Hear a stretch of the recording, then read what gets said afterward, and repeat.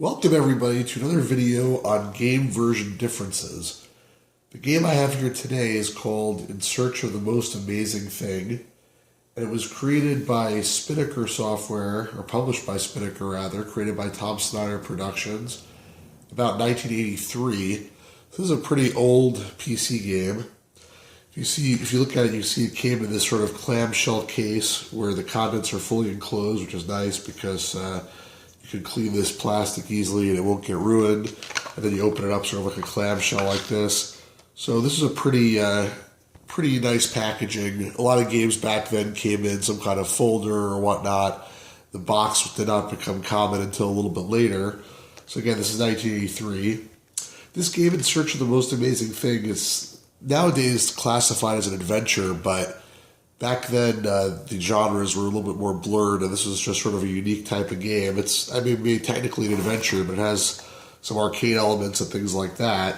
And it was also technically designed for kids, but I think it's something which adults tend to like as well. If you look at what it says here on the back, it says, "The most amazing thing is out there somewhere. Finding it won't be easy, but relax, you'll have the help of your Uncle Smoke Bailey. He'll give you a beeliner, sort of across you in a hot air balloon and a dune buggy to use on your journey. You'll have to learn to fly the beeliner, navigate through storms and fog. Before you do anything, you'll have to talk to Smoke. He'll tell you about the Mire people and the strange language they speak. He'll also tell you to avoid the dangerous Mire crabs and to get fuel for the beeliner.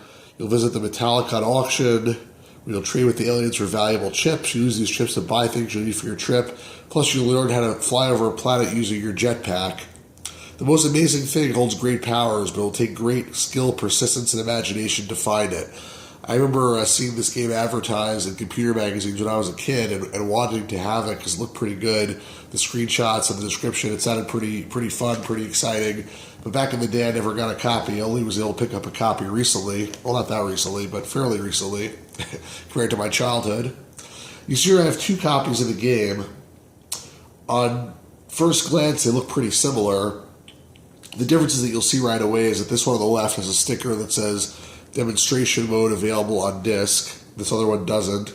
This one also has a sticker that says for IBM PC, 64K disk drive, color card, DOS 1.0 or 1.1.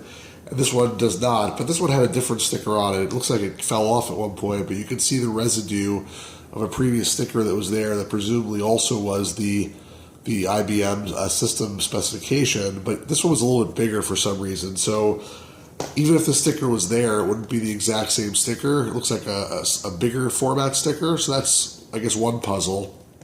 Aside from that, though, aside from the stickers, the front of the case looks exactly the same. And if you look at it over the backs also look exactly the same, except for one thing, which I noticed, which is weird.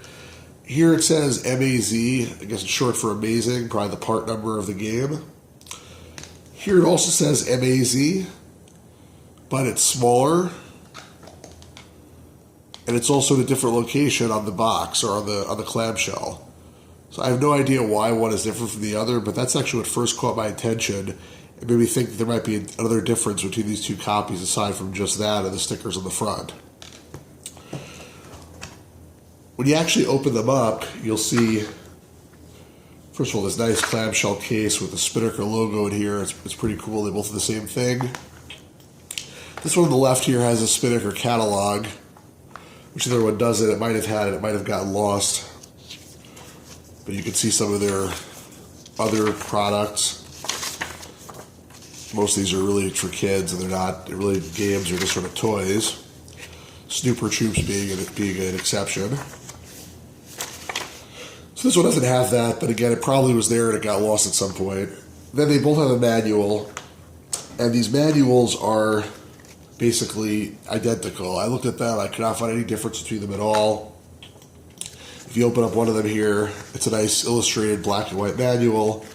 It says how to load the game, some hints, how to play, some stuff you can buy, things like that, how to control your ship.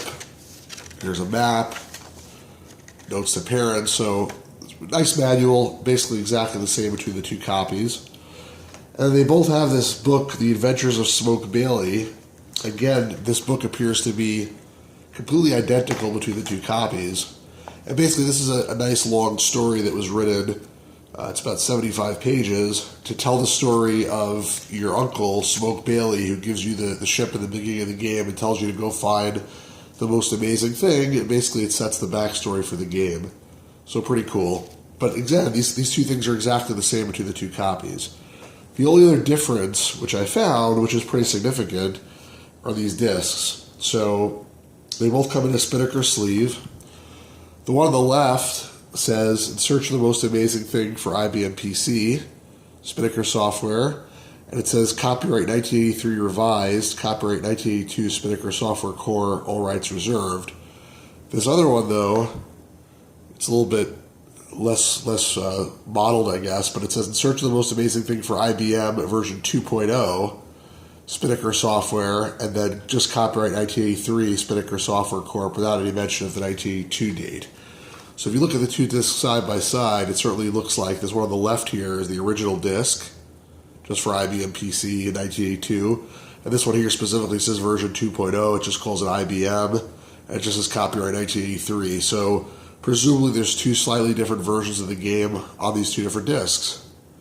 And aside from that, that seems to be the only other difference. And I guess you probably wouldn't notice it. So if you actually ever pick up this game anywhere and you can't open it up, or it's on eBay or something, maybe look for, if you want the original release, look for the smaller label here, or look for the Maze, which is not within the color band, as opposed to this one, which is within the color band.